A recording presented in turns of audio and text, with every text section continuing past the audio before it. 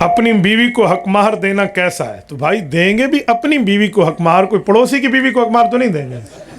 سبحان اللہ و بحمدہ، کیسا سوال ہے آپ کا، اللہ آپ کو حج پہ لے جائے۔ یہ تو وہی حال ہے کہ مولوی صاحب بیوی کے ساتھ ہنی مون پہ جانا کیسا ہے؟ میں نے کہا جائز ہے، لیکن شرط ہے کہ بیوی اپنی ہو۔ گوانڈی دی زال نہ تو ہنی مون تے وان پچھو فائدہ۔ تو بھائی اپنی بیوی کو حق مہر دینا واجب ہے، ٹھیک ہے۔ سورت نمبر 33 سورت احزاب پارہ نمبر 22، رب کریم نے فرمایا قد علمنا ما فرضنا علیہم فی ازواجہم، فرمایا ہم نے حق مہر کو مقرر فرمایا۔ تو حق مہر کو کس نے مقرر کیا؟ میرے اللہ نے۔ اور میرے پاک پیغمبر صلی اللہ علیہ وسلم نے ارشاد فرمایا ہے، حضرت جابر کی روایت، رسول پاک صلی اللہ علیہ وسلم ارشاد فرماتے ہیں لا مہر لاقل من 10 دراہم، فرمایا کم از کم حق مہر جو ہے وہ 10 درہم ہے۔ اور یہ 10 درہم حضور پاک کے دور والے، دبئی والے نہیں، ان کی موجودہ قیمت 5000 سے اوپر بنتی ہے، ٹھیک ہے نا۔ تو اس لیے حق مہر دینا واجب ہے۔ اور کسی نے حق مہر نہ دیا اور وہ مر گیا تو قرآن کہتا ہے من بعد وصیۃ یوصی بہا او دین، پہلے وراثت سے حق مہر نکالا جائے گا اور بعد میں وراثت تقسیم ہوگی۔ میں ایک گھر میں بیٹھا تھا، میں نے مسئلہ سنایا تو ایک بوڑھے بزرگ بیٹھے تھے، مجھے کہتے ہیں مولوی صاحب سچی مچی پر دینا پڑتا ہے؟ میں نے کہا جی ہاں۔ کہتے میں نے تو سمجھا ہے کہ میں لکھ پاڑی چودھے مولوی میں قرآن کریں دیں لکھ پاڑے، بھائی دینا پڑتا ہے، یاد۔ اچھا پھر لوگ معاف کراتے ہیں، معاف کرانے کی بھی پوری ترتیب ہے، معاف ہوتا ہے لیکن اگر اس ترتیب پہ عمل کرو تو۔ کیسے؟ معاف کر دو جی، معاف کر دیا، معاف کر دیا، یوں معاف نہیں ہوتا، اس کو بتاؤ کیا ہے۔ مثلا آپ نے 5 تولے حق مہر میں سونا دیا تو آپ 5 تولے اٹھائیں، سونا لیں، بیوی کے قدموں میں جا کے رکھ دیں، اسے کہو اللہ رسول کی طرف سے یہ حق تیرا ہے، تو ہمیں دے، پڑوسی کو دے، کھا جا کر کالے چور کو دے دے، کسی کو دے دے، ہم اللہ رسول کی طرف سے تجھ سے نہیں پوچھ سکتے، تو اس کی مالک کا قابضہ ہے مکمل کی مکمل، تو رکھ۔ ہاں اس کے بعد وہ تمہیں دے دے تو معاف ہوتا ہے۔ جب میں یہ مسئلہ سناتا ہوں تو لوگ کہتے ہیں وال تو کوئی نہیں نیمڑا، کہتے ہیں پھر تو اس نے نہیں دینا، تو پھر معاف کیوں کراتے ہو؟ یہ کو ڈسین دے بھی کورین بھی کہ او شو جی سمجھی پہ بھی معاف چکرین دے بچڑا ایویں سوکھا مار معاف نہیں تھیندا کو بھی یہ سوال پوچھنا میں ایویں جواب دو واسی حال پہلا سوال۔ کھانے کے دوران اگر نماز کا وقت ہو جائے تو کھانا چھوڑ کے نماز کی طرف چلے جانا چاہیے یا نماز کو مؤخر کر دیں؟ بھائی دو باتیں ہیں، نماز کا وقت ہو جائے یا جماعت کا وقت ہو جائے، اس میں فرق ہے۔ آپ کھانا کھا رہے ہیں، آپ اپنی بھوک کو دیکھیں کہ آپ کی بھوک اتنی زیادہ ہے کہ نماز آپ سے نہیں پڑھی جائے گی تو آپ کو کھانے اور روٹی اور بوٹی اور آلو کے لقمے یاد آتے رہیں گے، تو پھر آپ پہلے کھانا کھا لیں، ٹھیک ہے؟ اور اگر اتنی بھوک نہیں ہے تو پہلے آپ جماعت کر لیں، پھر اس کے بعد آ کر کھانا کھا لیں۔ یہ وہی حال نہ ہو، ہم سرگودم بیٹھے تھے، ایک بندے نے کہا ہاں چھتی نماز پڑھ لیے پھر آرام نال کھانا کھانا ہے۔ کہتے جلدی نماز پڑھ لو پھر آرام سے کھانا کھائیں گے۔ میں نے کہا ہونا تو چاہیے تھا آرام سے نماز پڑھ لو پھر جلدی کھانا کھا لینا۔ تو بھائی اگر آپ کو بھوک شدید ہے تو پھر آپ پہلے کھانا کھا لیجئے، ٹھیک ہے نا؟ پھر آپ کو نماز کی جماعت پہ علماء مجبور نہیں کرتے۔ ابتشام، پلوشہ، حریش، حضرت یہ نام ٹھیک ہے، ابتشام کا تو مجھے معنی نہیں آتا، پتہ نہیں کس زبان کا لفظ ہے۔ پلوشہ یہ نام میں سمجھتا تو ٹھیک نہیں ہے، لیکن مجھے بعد میں اپنے پشتون حضرات ملے، انہوں نے کہا ہماری زبان میں اسے کسے کہتے ہیں؟ پتہ نہیں کوئی خوبصورت پھول کو کہتے ہیں۔ تو میں تو اس کو مذاق اڑاتا تھا پلو یا وچھا کچھ یہ کوئی نہ ہے، تو وہ پشتوں میں اس کا شاید معنی اچھا ہوتا ہے، تو شاید اگر کوئی پٹھان رکھے تو ٹھیک ہے رکھ دیں۔ کچھ نام ایسے ہوتے ہیں نا، جیسے 7 بہنیں ہو نا، 7ویں بہن کا نام کیا رکھتے ہیں؟ ہمارے علماء کہتے ہیں بشرا رکھو تاکہ خوشخبری کا معنی ہو اور اگلا بیٹا پیدا ہو، اور وہ حضرات رکھتے ہیں بلا نستے کہ اس کے بعد اور پیدا نہ ہو۔ تو اس طرح کوئی بلا نستے والی ترتیب آپ کی ہے تو آپ پلوشہ رکھ لیں، اور باقی میرے خیال میں صحابہ اور اہل بیت کے نام ہوں، اولیاء اللہ کے نام ہوں، بزرگوں کے نام ہوں، ان کو ناموں کو ترجیح دینا چاہیے، یوں نہیں ہے۔ حضرت خالد بن ولید کے بھائی کا کیا نام ہے؟ ولید ابن الولید ان کے بھائی کا نام ہے، وہ بھی صحابی ہیں، ٹھیک ہے؟ اور خیر ہے، اس کے نام پوچھنے کا کیا مطلب ہے؟ امتحان کے چکروں میں آپ بیٹھے ہو، صحیح بخاری میں 4 مرتبہ ان کا نام آیا ہے، پتہ نہیں کسی مولوی کو اگر حوالہ یاد رہو تو ہم نے تو اس کے سر ہو جانا ہے، ابھی تجھے سوال کا جواب ہی نہیں آتا. تو بھائی وہ سوال پوچھا کریں جس سوال سے کوئی بندے کو فائدہ ہو، کوئی دینی فائدہ ہو، کوئی اسلامی فائدہ ہو، کوئی قبر آخرت کا فائدہ ہو، بندہ وہ سوال پوچھتے ہیں.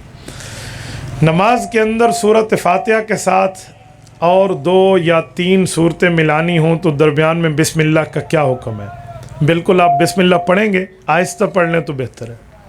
مثلا آپ نے غیر المغضوب علیہم ولا الضالین کے بعد آہستہ بسم اللہ پڑھی اور پھر سورۃ الم تر پھر آہستہ بسم اللہ، پھر رحیلاف، پھر آہستہ بسم اللہ، پھر ارایت الذی.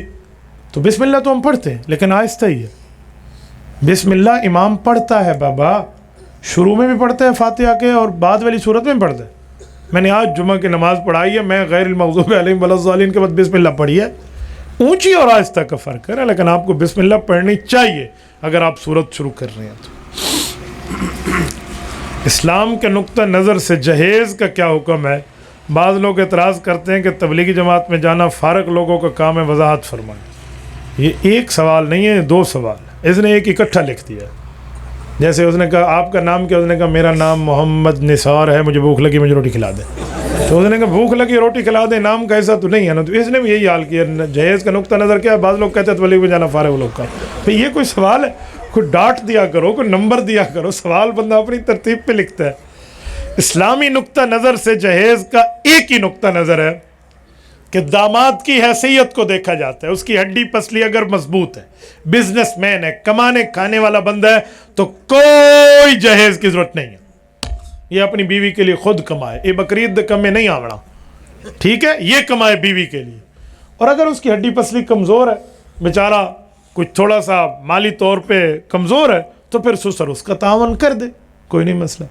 لیکن جہیز کی ڈیمانڈ نہیں کرنی چاہیے. اتنا جہیز لاؤ، جہیز اتنا ہوگا تو شادی ہوگی. بھائی تمہیں تمہارا سسر اپنے دل کا ٹکڑا اٹھا کے بھی دے رہا ہے اور تم اس کے مال کے بھی لالچی بن چکے ہو. اللہ نہ کرے، اللہ نہ کرے کسی کی بچی پر کوئی برا وقت آئے تو باپ کے سینے پہ کیا گزرتی ہے اس سے پوچھ لینا. ہمارے والد محترم کی 7 بیٹیاں ہیں، ہماری 7 بہنیں ہم سے بڑی ہیں. کچھ مسئلہ کہیں ہوتا تو میری والد اور والدہ پر کیا حالت گزرتی تھی.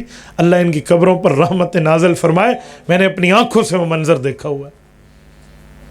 جس دن کسی کی بچی بیاہ ہو کر اس کی ڈیوڑی سے نکل رہی ہوگی نا، تو باپ سے پوچھنا، ماں سے پوچھنا کہ ان کے دل پر کیا گزر رہی ہے. آج اپنے ساس اور سسر سے جہیز کی ڈیمانڈ کرنے والوں، کل تم نے بھی ساس اور سسر بننا ہے. جیسے کرنی ویسے بھرنی. نہ مانے تو کر کے دیکھ، جنت بھی ہے دوزخ بھی ہے. نہ مانے تو مر کے دیکھ، تھوڑا گزارا. اس جہیز پر میں نے طلاقیں دیکھی ہیں. میرے نام کے ساتھ مفتی لگا ہے نا، تو لوگ ہم سے طلاق کے فتوے بھی لیتے ہیں. میں نے ایسے ایسے فتووں پر دستخط کیے جو صرف جہیز وجہ تھا اور کچھ بھی نہیں تھی، اور طلاق دے تھی. ایک ظالم نے کیوں طلاق دی ہے کہ یہ جہیز 2 نمبر لکڑی کا بنوا کے لائی ہے. یہ جو لکڑی ہے نا، یہ 2 نمبر ہے، یہ دیار نہیں ہے، یہ کوئی چائنا پڑتل کی ہے. چل بھی لے جا. یہ وجہ طلاق ہوتی ہے، یہ ریزن آف دا ڈیورس ہے. اسے طلاق کی وجہ کہتے ہیں. مال کی لالچ کی خاطر تم پھر لالچی ہو، تم پھر بزنس مین ہو، تم پارٹنرشپ بنانا چاہ رہے تھے. تمہاری شادی کا مسئلہ نہیں تھا، تم نے کاروبار کے مسئلے دیکھے. پھر اس سے اچھا تھا تو کوئی کھوکھا لگا لیتا، کہیں ریڑھی لگا لیتا، بہترین قسم کے آلو پیاز بیچ دیتا. دوسری کی بچی کی عزت کے ساتھ کھیلنے کی کیا ضرورت تھی؟ اور پتہ ہے ہوا کیا طلاق کی وجہ؟ یہ بچی گھر میں شادی کر کے گئی اور کوئی ایک پڑوسن میں کوئی خبیث صفت کی عورت ان کے گھر آئی اور آ کر کہتی ہے یہ تو 2 نمبر کرسی ہے، تمہاری جو گھر میں بہو آئی ہے نا، کسی کام کی چیز نہیں ہے، 2 نمبر ہے. اسی پر لڑائی پڑ گئی. بھائی ایسے نہیں ہوتے. اچھا لوگ کہتے ہیں جہیز ہر صورت 2. ان سے پوچھو کوئی دلیل. کہتے ہیں ہاں حضرت اماں فاطمہ رضی اللہ عنہ کو حضور علیہ السلام نے جہیز دیا تھا. تو ان سے ایک سوال کیا کرو کہ حضور پاک کی کتنی بیٹیاں ہیں؟ بولیے 4. حضرت زینب، حضرت رقیہ، حضرت ام کلثوم، حضرت فاطمہ رضی اللہ عنہن. پیغمبر کی 4 لخت جگر نور نظر، پیغمبر کی 4 صاحبزادیاں. قرآن کریم میں کل ازواجک و بنات، بنت نہیں بنات، پیغمبر کی بہت سی بیٹیاں. بھائی سوال یہ ہے کہ حضرت فاطمہ کو تو جہیز دیا ہے، باقی 3 کو جہیز دینے کی بات کیوں نہیں آتی؟ اگر دینا ضروری ہے تو حضرت فاطمہ کو دے دیا، جو باقی بیٹیوں کے جہیز کے بارے میں روایات نہیں آتی ادھر جناب کیا فرمائیں گے؟ بھائی اصل مسئلہ یہ ہے کہ داماد کی حیثیت دیکھیں. رسول اللہ کے پہلے 2 داماد ہیں, حضرت لقیط ابن ربی جن کو ابو العاص ابن ربی کہتے ہیں الاموی, دوسرے ہیں حضرت عثمان ابن عفان الاموی, دونوں بنو امیہ کے چشم و چراغ ہیں. پہلی بیٹی کے شوہر حضرت زینب کے شوہر حضرت ابو العاص ہے, اور رسول اللہ کی 2 بیٹیاں یک کے بعد دیگرے حضرت عثمان سے شادی ہے. یہ دونوں بزنس مین آدمی ہیں, کھاتے پیتے ہیں, کوئی جہیز کی بات نہیں ہے. سیدنا علی المرتضیٰ رضی اللہ تعالی عنہ فائنانشلی مالی لحاظ سے کمزور ہیں. ایمانی لحاظ سے تو علی ہے نا, میں مالی لحاظ سے بات کر رہا ہوں. مالی لحاظ سے, معیشت کے لحاظ سے وہاں اتنی مضبوطی کی بات نہیں ہے. تو رسول پاک علیہ السلام نے بطور تعاون 2 چھاگل دیے ہیں, 2 سرانے دیے ہیں, 1 چکی دی ہے, 2 پینے کے گلاس دیے ہیں, اور یہ ترتیب دی ہے. اچھا تمہیں حضرت فاطمہ الزہرا رضی اللہ تعالی عنہا کے جہیز کی بات آپ کو یاد ہے, تو میرے بھائی پھر جہیز بھی وہی دو جو حضور نے دیا تھا نا. تم تو جہیز میں کہتے ہو موٹر سائیکل دے دو, مجھے کار دے دو, مجھے گاڑی دے دو. اپنی حیثیت کبھی آپ نے دیکھی ہے؟ گھر تجھے اصلی شناختی کارڈ دکھا کر روٹی ملتی ہے اور تو سسر کے گھر سے جہیز کی ڈیمانڈیں لے گلا. جی ہاں, منہ ڈوڑی وارا دھو نہیں تو گھر والے سجانے سے نہیں, پتہ نہیں کتھو آوڑ ہے یہ جو رہنا نیو خان دا چنگا ڈمبا ڈبا دی شکل والا, اور یہ اپنے سسر سے کہہ رہا ہے جی مجھے. ایک خاتون کے ہم راضی نامے میں گئے تو اس کا شوہر ان نمو نمت تھا تو جن پہاڑوں لتا, وہ کہہ رہا تھا یہ اس نے مجھے دیا کیا, اس نے مجھے دیا کیا, یہ لائی کیا. تو کیا خوب جواب دیا اس لڑکی نے. لڑکی نے کہا میرا ابا تو مجھے جہیز میں جہاز بھی لے کر دے سکتا ہے, تیرا ابا ایئرپورٹ بنوا سکتا ہے. جی ہاں, ڈاڈی یاد آوے سی بچڑے کو, ایئرپورٹ بنوا مرتے 100 جہاز ہیں جنہیں پیسے لگ دیں. جی ہاں, تو اس لیے جہیز کا نقطہ نظر پر یہ بات تھی. یہ اتنی بہو ہیں دفعہ, ٹھیک ہے, کو بھیا سوال ہویا تو بعد. بعض لوگ اعتراض کرتے ہیں تبلیغ جماعت میں جانا فارغ لوگوں کا, میں وضاحت فرمائیں وہ خود فارغ ہیں بیچارے. بھائی تبلیغ دین یہ شریعت کا کام ہے. تبلیغ کا پتہ ہے مطلب کیا ہے؟ آپ اللہ کے راستے میں جاؤ, کسی کو کلمہ سکھاؤ, نماز سکھاؤ, روزہ سکھاؤ, دین کی بات سکھاؤ, خود سیکھو, عمل کرو اور آ جاؤ. دین سیکھنا فارغ لوگوں کا کام ہے. تو پھر میں دنیا میں حیران ہوں بھائی, جو تبلیغ میں نہیں گیا وہ بولتے ہیں, جو گیا اسے سمجھ آ جائے گی. میں تبلیغ میں رہا ہوں, 4 ماہ ہم نے لگائے ہیں. یقین مانیے میں سہیوال کی بات کر رہا ہوں, اور سنو پھر مجھے, میرے 4 ماہ کی میری آنکھوں دیکھی کارگزاری ہے. ایک مسجد میں ہماری تشکیل ہوئی, وہاں کے امام صاحب نے بستر شستر اٹھا کر اور وہ حال کیا جماعت کا کہ سارے بستر بورے ہر شے بہر, نکل جاؤ یہاں سے, دبا جاؤ گستاخ رسول فلاں فلاں فلاں. ہمارے جو نوجوان تھے, ایک میں تھا, ایک ہمارا نصیر دوست تھا, ہمارا تو میٹر سے پھر گیا نا کہ ہم نے کہا یار یہ کیا ہوا. لیکن امیر صاحب نے کہا خیر نرمی پیار فلاں فلاں, جی ٹھیک ہے. ہم پھر مسجد میں وہاں گئے, بڑے طریقے سے ان کو سمجھایا. انہوں نے کہا ٹھیک ہے بیان نہیں کرو گے, ایسے رہو 3 دن. تو ہم نے کہا ایسا کوئی تھا بچے جاؤں, ہم نے کہا بیان نہیں کرنا. تو پھر انہوں نے کہا اچھا ٹھیک ہے بیان کرو, تشکیل نہیں کرو گے کہ تم سے روزے کے لیے نکلو, چلے کے لیے. ہم نے کہا ٹھیک ہے. نماز کے بعد مولوی صاحب بیان کرتے اور اس کے بعد ہم بھی بیان کرتے, تو تشکیل نہیں کرتے تھے. 3 دن کے بعد خود مولوی صاحب اس نتیجے پر پہنچے کہ آپ لوگوں میں کوئی غلط بیانی تو نہیں ہے, تو آپ لوگ تو ٹھیک ہیں, پھر آپ کے خلاف لوگ کیوں کہتے ہیں. تو میں نے کہا مولوی صاحب تیرا یہ حال ہے تو باقیوں کا کیا ہوگا. پھر اس نے کہا کہ اب اللہ کا نام مانو, 3 دن اور لگاؤ, اور یہاں مسجد میں لوگوں کو جا کر باہر کلمہ نماز سکھاؤ. میں خود گیا ہوں, اب میں اپنی بات کر رہا ہوں, سنیے. میں خود گیا, ایک بوڑھے آدمی کے سامنے جب میں نے یہ لفظ کہا کہ چاچا جان آپ نے اور ہم نے کلمہ پڑھا ہے لا الہ الا اللہ محمد الرسول اللہ, اور اس کلمے میں آپ اور ہم نے اللہ سے وعدہ کیا ہے اللہ تیرے احکام مانیں گے اور تیرے پاک پیغمبر کے طریقوں پہ چلیں گے. میں ادھر پہنچا تو بوڑھے نے میرا ہاتھ پکڑا, ایک باری پھر پڑھی, میں نے ایک بار پھر کلمہ پڑھا, ایک باری پھر پڑھی, میں نے پھر پڑھا. کہتے مجھے پڑھو. میں نے پڑھایا, وہ اٹک رہا تھا. کہتے بیٹا یہ کلمہ بڑے عرصے سے نہیں پڑھا تھا تو اسی لیے تھوڑا اٹک رہا ہوں, مجھے شرم آ رہی ہے, مجھے 2-3 دفعہ کہلواؤ. یہ حال ہے. مسلمان ہے, دادا نانا بن چکے, کلمہ طیبہ کا پتہ نہیں. میرے ایک دوست ہیں بھائی مولانا زبیر صاحب, ان کی تشکیل ہوئی آوران میں. وہ وہاں گئے تو وہاں کے علاقے والے ایک مسجد میں ان کو لے گئے. ایک کتیا نے بچے دیے ہوئے تھے محراب کے اندر. مسجد میں نماز پڑھنے کے لیے کوئی نہیں آتا. سندھ کے ایک دیہات میں ان لوگوں کی تشکیل ہو تو بتا رہے تھے کہ ایک جوان فوت ہوا, انہیں جا کے اس کو دفن کرنے لے کر جا رہے ہیں. انہیں کہا جنازہ. اس نے کہا پاگل ہو گئے ہو, جوانوں کا کوئی جنازہ ہوتا ہے؟ جنازہ تو بوڑھوں کا ہوتا ہے. بھائی یہ کارگزاریاں ہم نے سنی ہیں اور یہ معاملات ہم نے دیکھے ہیں. تو تبلیغ ایسے لوگوں کا کام ہے. بھائی تبلیغ دیکھ کر چلنے کا نہیں ہے, چل کر دیکھنے کا راستہ ہے. بس یہ آپ کو پتہ. دعوت و تبلیغ دا نبیان کو لے کار دے. ہاں یہ انبیاء کا ایک خوبصورت طریقہ ہے. کسی غیر مسلم کے ساتھ مل کر سامان میں کھانا پینا, غیر مسلم کا اتارا ہوا لباس مسلمان پہن سکتا ہے؟ تھوڑا سا ذرا اس سوال میں ترمیم کرتا ہوں.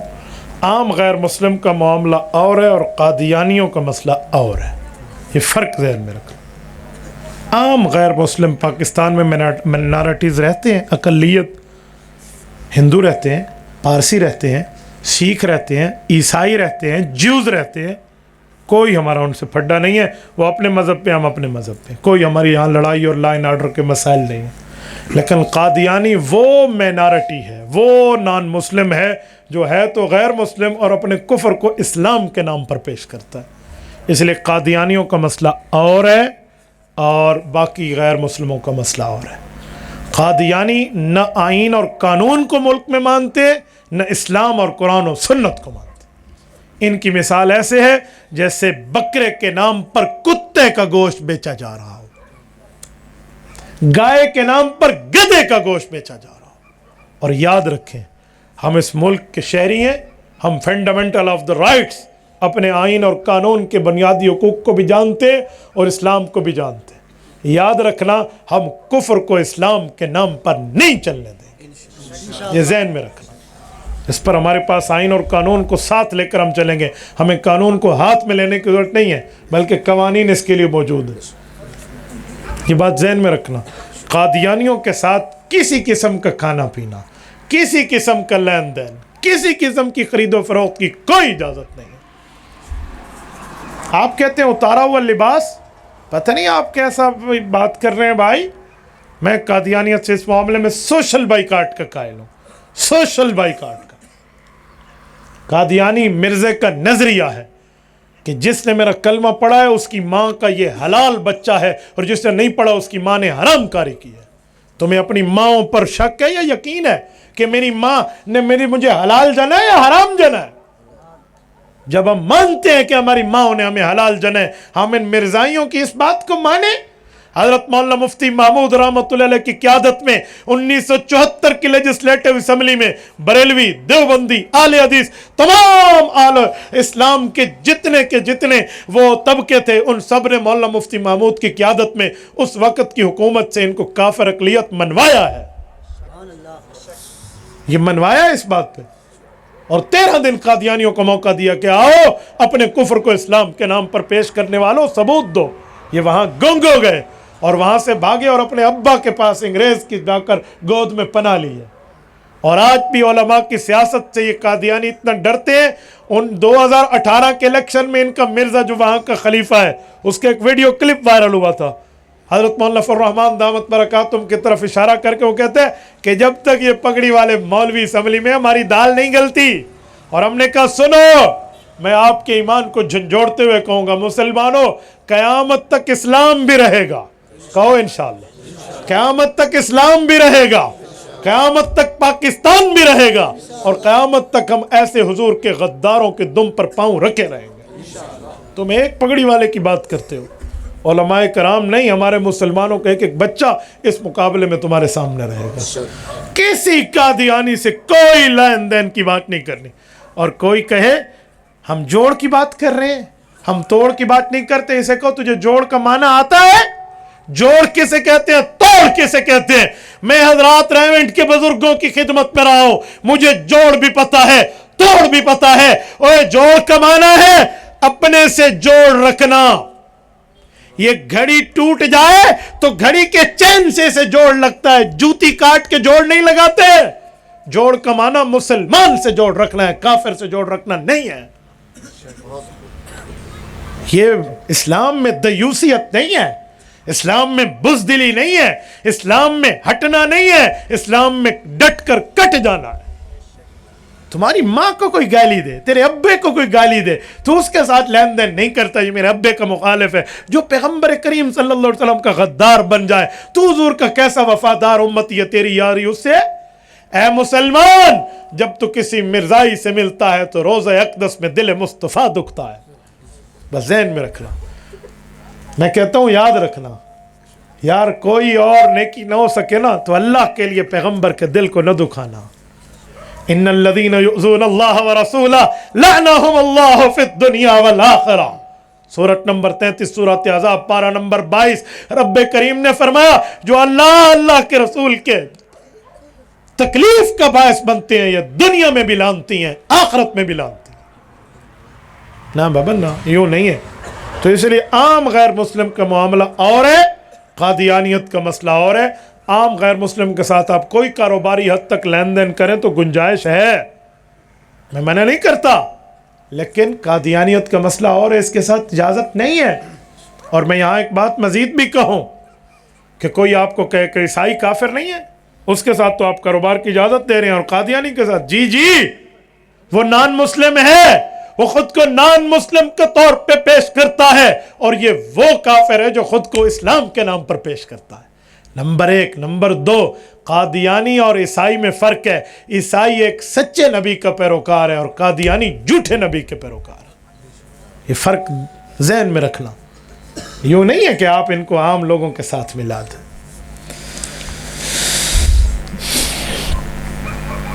کچھ لوگ اپنی محافل میلاد مصطفیٰ کرواتے ہیں۔ میں پہلے آپ کی خدمت میں کر چکا ہوں کہ اصل مقصد میلاد ہے کہ حضور پاک کی میلاد کیوں ہوئی، حضور پاک علیہ الصلوۃ والسلام کا آنا کیوں ہوا، رسول پاک علیہ السلام دنیا میں کیوں آئے۔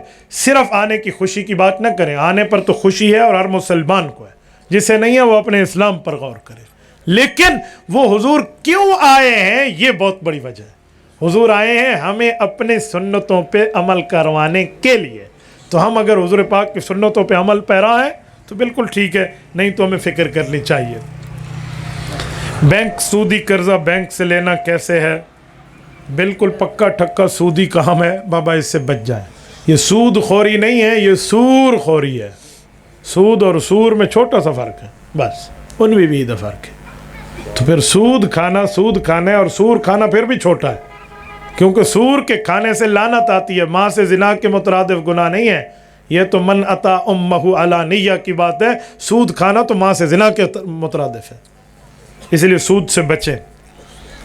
ایزی پیسہ اپلیکیشن استعمال، یہ بات یاد رکھیں کہ اس اپلیکیشن کا اس حد تک تو استعمال جائز ہے کہ اگر آپ کو اس میں کوئی فری منٹس ملتے ہیں جو پیسوں پر ملتے ہیں، یا آپ کو کوئی فیسلٹیز ملتے ہیں تو آپ اس کو استعمال نہ کریں، صرف اپنا بل پے کریں، صرف ایزی لوڈ تک، تو یہ تو جائز ہے۔ لیکن اگر وہ فیسلٹیز آپ کو پیسے رکھے ہوئے پہ دیتے ہیں اور آپ ان کو استعمال کرتے ہیں تو یہ بالکل ناجائز ہے، پھر آپ اس اپلیکیشن کا استعمال نہ کریں۔ غزوہ تبوک کس کے خلاف لڑی گئی تھی، وجہ کیا تھی؟ غزوہ تبوک رسالت مآب علیہ السلام کے بڑھاپے میں 62 سال کی عمر میں لڑی گئی ہے۔ اسلام کا آخری غزوہ ہے، مدینہ طیبہ سے 1000 کلومیٹر دور کا سفر ہے۔ میں نے الحمدللہ تبوک کا وزٹ بھی کیا اور تبوک رہا بھی ہوں اور تبوک کو دیکھا بھی ہے۔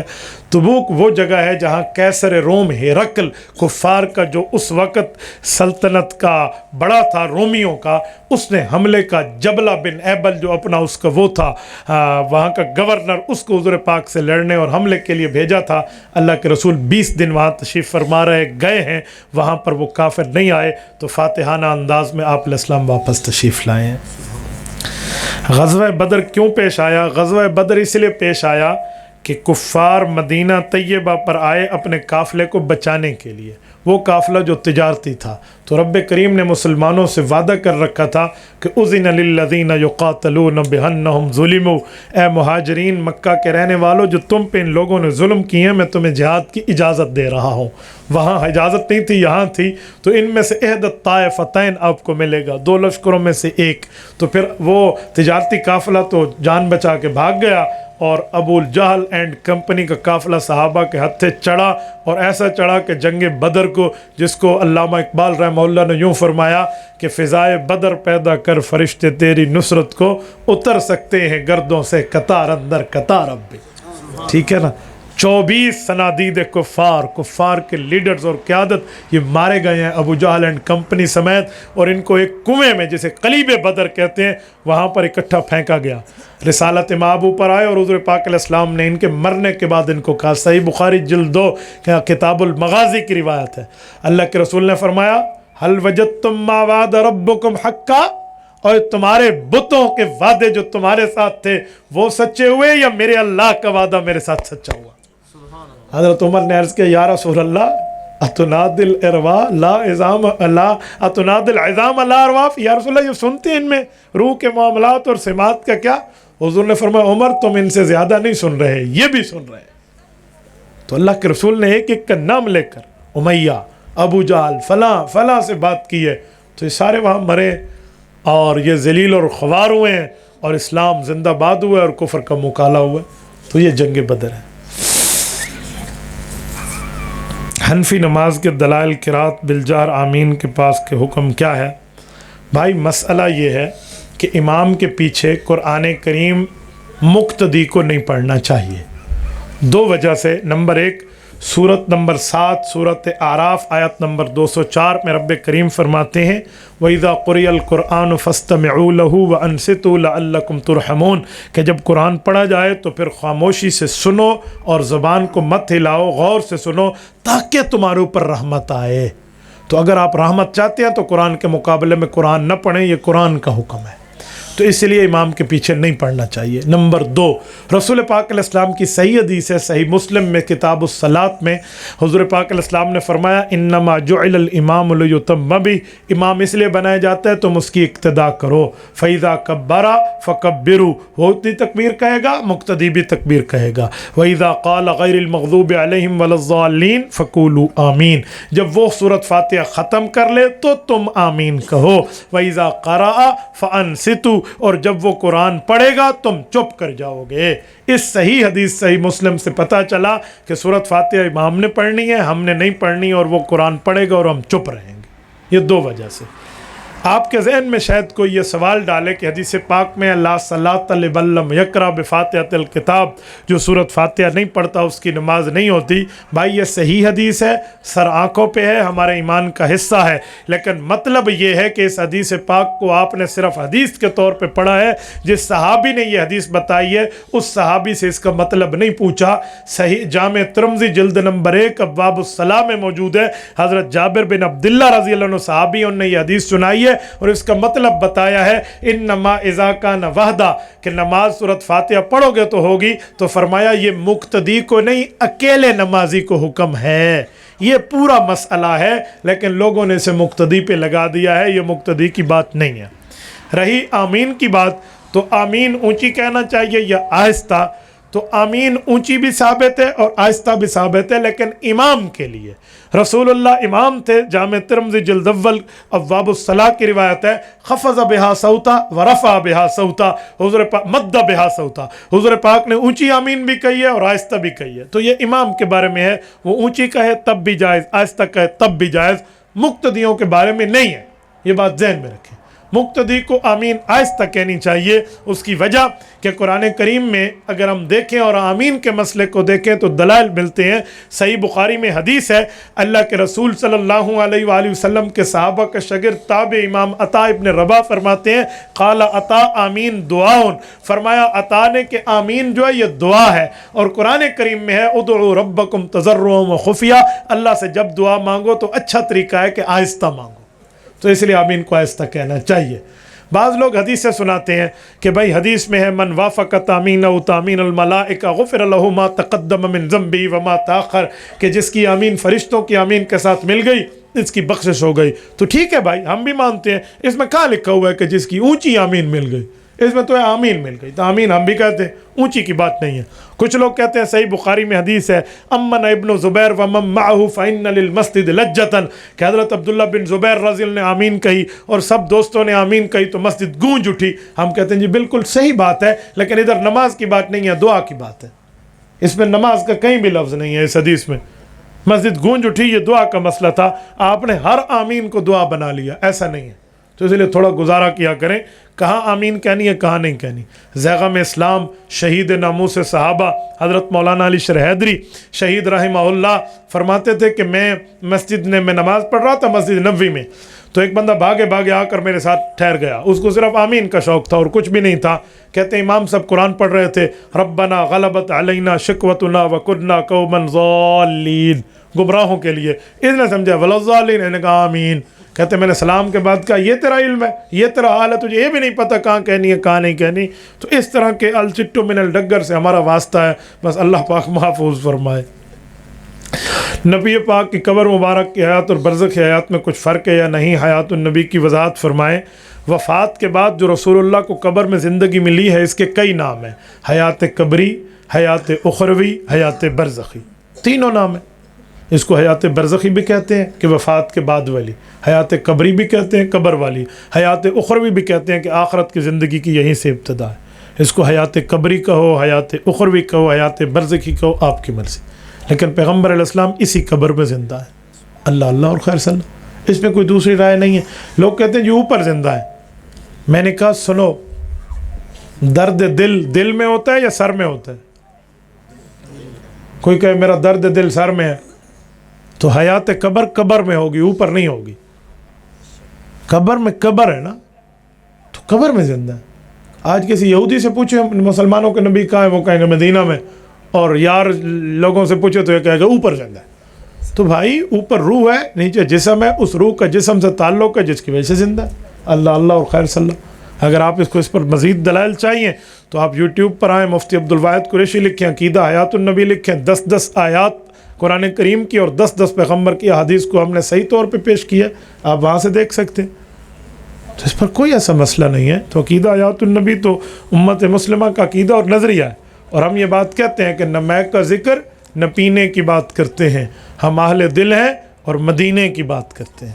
مردہ دل ہے جو قائل نہیں حیات النبی کے, ہم زندہ دل ہیں اسی لیے جینے کی بات کرتے ہیں. نماز عصر کے بعد جھاڑو دینا کیسا ہے؟ ضرورت ہے تو عصر سے پہلے دے دو, ضرورت ہے عصر کے بعد دے دو. ادھر کوئی جھاڑو دینے نہ دینے کا شریعت میں حکم اور منع کی بات نہیں ہے, ضرورت کی بات ہے.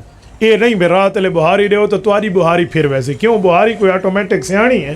ہاں اے بھائی ٹویٹا شروم تے پارا دے دی ہے ساری بہاری. تو بھائی آپ کیسی بات کر رہے ہیں؟ بھائی جھاڑو آپ نے جب بھی دینا ہے دے دیں, اس پہ تو کوئی لینے دینے کی بات نہیں ہے. نماز عشاء کے بعد گپ شپ کی محفل لگانا کیسا ہے؟ نماز عشاء کے بعد دینی بات کے لیے بیٹھنا تو حدیث میں السمر باللیل کی روایات آتی ہیں, لیکن گپ شپ کو چھوڑ کے میرے خیال میں سو جانا بہتر ہے. فرض نماز کی تیسری اور چوتھی رکعت میں سورۃ فاتحہ کے بعد بھول کے کوئی سورت ملا لی تو کیا حکم ہے؟ کوئی سجدہ سہو نہیں ہے. آپ تیسری اور چوتھی فرض کی رکعت میں اور ساتھ پڑھ بھی دیں, نہیں پڑھنی چاہیے, پڑھ بھی لیں تو آپ کے اوپر کوئی سجدہ سہو نہیں ہے. دادا ابو زندہ ہوں, ان کا بیٹا وفات پا جائے, پھر اس کے پوتے کو وراثت میں حصہ ملتا ہے. شریعت کا قانون ہے کہ اقرب کی موجودگی میں ابعد محروم ہوتا ہے. یعنی کیا مطلب؟ اگر اس کا باپ موجود ہے تو اس کو دادے کی وراثت باپ کو ملے گی, پوتے کو نہیں ملے گی. لیکن وراثت موت کے بعد ہوتی ہے, تو کسی کا ابا پہلے فوت ہو گیا, پوتا زندہ ہے, تو اس کو شرعاً وراثت تو دادے کی میراث سے نہیں ملے گی. دادے کو چاہیے کہ ایسے پوتے کے لیے وہ نصیحت و وصیت کر کے جائے کہ اس کو یہ بھی حصہ دے دے, تاکہ یہ نہ ہو کہ اس کا یتیم پوتا بیچارہ ایسے رلتا پھرے. جو شخص ماں باپ کی قبر کو سجدے کی حالت میں چومتے, اس کے پیچھے نماز کا کیا حکم ہے؟ قبر کو چوبنے کی بات تو ہمارے فقہا میں کسی نے بھی نہیں کی ہے, ٹھیک ہے نا. یہ سجدے کا خیال ہوتا ہے, इसीलिए तो किसी सूरत आप चूमने वाली बात छोड़ें। हाँ ये है, हुज़ूर पाक अलैहिस्सलाम ने फरमाया मन ज़ारा कब्र अबवैहि अव अहदिहिमा गुफ़िर लहू मा तक़द्दम मिन ज़ंबिही व मा तअख़्ख़र। मौजम तबरानी अल औसत की रिवायत हज़रत अबू हुरैरा रावी हैं, रसूल पाक अलैहिस्सलाम ने फरमाया जो अपने माँ बाप की कब्र की ज़ियारत हर जुमे को करता है या उनमें से दोनों में से कोई एक फौत हो, उनकी ज़ियारत हर जुमे में जाता है तो इसके पिछले गुनाह माफ़ होते हैं और अल्लाह इसको जन्नती लिख देते हैं। तो माँ बाप की कब्र की ज़ियारत की बात है, आप वहाँ जाएँ, इसाले सवाब करें, उनके लिए दुआ करें, कुछ पढ़ के बख्शें। ये चुम्मे चटाकी लिखा हल्को नहीं है, मुल्तान जानिया तो कुर्बान जानिया ला थोड़ा गुजारा। महर फ़ातिमी को दलील बनाना कैसा है, उसकी मिकदार क्या है। महर फ़ातिमी हज़रत फ़ातिमतुज़ ज़हरा रज़ी अल्लाह तआला अन्हा की हक महर की बात है। तो हक महर की बात है तो आप अगर हक महर फ़ातिमी दे सकते हैं तो आप दे दें, बहुत अच्छी बात है। ये 132 तोला चांदी इसकी मिकदार है। बीवियों को तलाक दे के फिर इसके साथ रहना कैसा है। भाई 1 या 2 तलाक के बाद तो गुंजाइश मौजूद है, 3 तलाक़ों के बाद तो कुरान करीम कहता है फ़इन तल्लक़हा फ़ला तहिल्लु लहू। हदीस कुरान करीम की पूरी आयत पढ़ देता हूँ। फरमाया अत्तलाक़ु मर्रतान, जो पहली 2 तलाक़ें हैं उनका हुक्म ये है फ़इम्साकुम बिमारूफ़िन औ तसरीहुम बेहसान, या तो रख लो या छोड़ दो। फ़इन तल्लक़हा, अगर तीसरी दे दी फ़ला तहिल्लु लहू, फिर आपके लिए हलाल नहीं है। तो जिसको कुरान ने हराम कह दिया है, 3 तलाक़ों के बाद लोग फिर रखते हैं, ये क़यामत की निशानी है। और मैं तो हैरान हूँ, लोग मज़हब बदल देते हैं, बीवी नहीं छोड़ते। पता नहीं ये चविंगा मिचकेरी ना गुच्चा सही पई है, वो आप मज़हब बदल देंगे, बीवी नहीं बदलेंगे। खुदा के बंदे, कब्र में अल्लाह को जान देनी है, वहाँ क्या जवाब दोगे। और कुछ ऐसे लोग हैं जो 3 देकर कहते हैं 1 होती है। जो कहे ना 3 2 और 1 होती है, इसको लगाओ 3 थप्पड़ और कहो 1 होता है, ठीक है। फिर इसको समझ आ जाएगी भी अब 3 खल्ले लगे या 1 लगा। एक कहता था 3 2 तो 1 होती है, और उसके समोसों की दुकान थी, तो हमारे एक जानने वाले उसके पास चले गए और उसे कहो भाई 1 प्लेट में 3 समोसे रख के दे दो। उन्होंने कहा 10 रुपये का समोसा, उन्होंने कहा रख दे खैर है। वो तीनों समोसे खा के उसने 10 रुपये दिए। उसने कहा 30 होते हैं। उसने कहा वाह, 1 प्लेट में 3 समोसे 1 होता है। तो वो मैं कहता है 3 तलाक़ें 2 तो 1 होती है, 1 प्लेट में 3 समोसे 1 क्यों नहीं होते। समोसे में तुझे अक्ल समझ आता है और तलाक़ों में अक्ल समझ नहीं आता। ऐसे नहीं, दुनिया में अजीब। हज़रत मौलाना अमीन सफदर काड़वी रहमतुल्लाह एक जगह बैठे थे और बंदों को समझा रहे थे, भाई 3 तलाक़ दो तो 3 होती है, 2 2 तो 2 होती है, 1 2 तो 1 होती है, यही समझा रहे। वो कहते नहीं 3 2 तो 1 होती है। जब इन्होंने देखा ना कि हम हार जाएंगे, हमने तो हार जाना है, मैं उन हेरने पे हूँ क्या करूँ।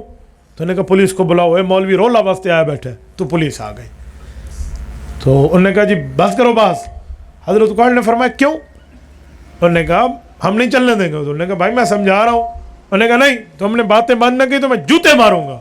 उन्होंने कहा ऐसे चो साहब जूते मारो, हमें 3 जूते मारो तो 3 गिनो, इसे 3 जूते मारो तो 1 गिनो। उन्होंने कहा क्यों। वहाँ ये तो रोल है। उन्होंने कहा यही तो मसला है, मैं कहता हूँ 3 3 होती है, ये कहते 3 1 होता है। सहाबा इकराम के मुनकर के साथ खाना पीना और तिजारत, सुबहान अल्लाह व बिहम्दिही, सुबहान अल्लाह। बड़ा सोना आपने मुझसे सवाल किया। जो सहाबा और अहले बैत का मुनकर है उस बेईमान को जूती की नोक पे लिखो। खाने पीने और तिजारतों की बात आप करते हैं। शीज़ान कंपनी कादियानियों की, इसके बारे में प्रोडक्ट के तौर पे बाबा शीज़ान हो, शैतान हो, कादियान हो, इससे बिल्कुल बाइकाट करो, ठीक है। ना हम शीज़ान के कायल हैं, ना शैतान के कायल हैं, ना हम कादियान के कायल हैं। मैं एक पेट्रोल पंप पे रुका, गालिबन मोटरवे की बात होगी, पुरानी बात कर रहा हूँ।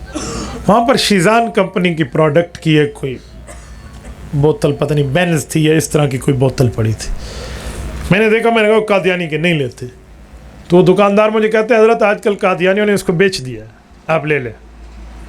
कि मैं फटी देती सोने तरीके से मेरी बोतल बिक बने भाई।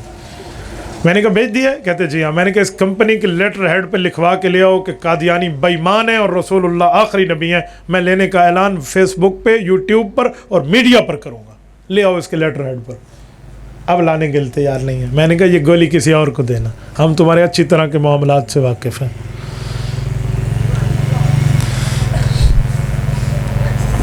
پٹھان لوگ لڑکے والوں سے جہیز لیتے ہیں، ساتھ میں 2-4 لاکھ بھی لیتے ہیں، اس وجہ سے شادی ہو جائے تو لڑکی کو طلاق نہ ہو۔ یہ ہر پٹھان کو آپ بدنام نہ کریں نا، تھوڑا گزارا کریں۔ حضرت حاجی عبدالوہاب صاحب رحمہ اللہ فرماتے تھے کہ پٹھان دین کے کام میں ہر جگہ آگے ہیں، کہتے تھے جنت کے 8 دروازے ہیں، 7 پٹھانوں نے مان لیے، 1 بچ گیا۔ تو آپ کیوں خواہ سے ایک قوم کو ایسے کہتے ہیں؟ یوں نہیں ہے بھائی، جو بھی کرتا ہے تو یہ بات غلط ہے۔ جو لڑکی کو بیچ کے پیسے لیتا ہے وہ پٹھان کرے یا غیر پٹھان کرے تو غلط ہے، یہ صرف کسی ایک قوم کی بات نہیں ہے۔ تو ایسا مسئلہ نہیں ہے کہ آپ کسی لڑکی کو بیچ کے رکھ دیں جی طلاق نہ ہو، یہ کوئی بات ہے بھائی؟ برائے ایصال ثواب کر دے محمد رمضان صاحب اور مرحومین برادری کے گھر کی کچھ پریشانیاں، اللہ پاک ان کی پریشانیوں کو ختم فرمائے اور فوت شدگان کی اللہ مغفرت فرمائے۔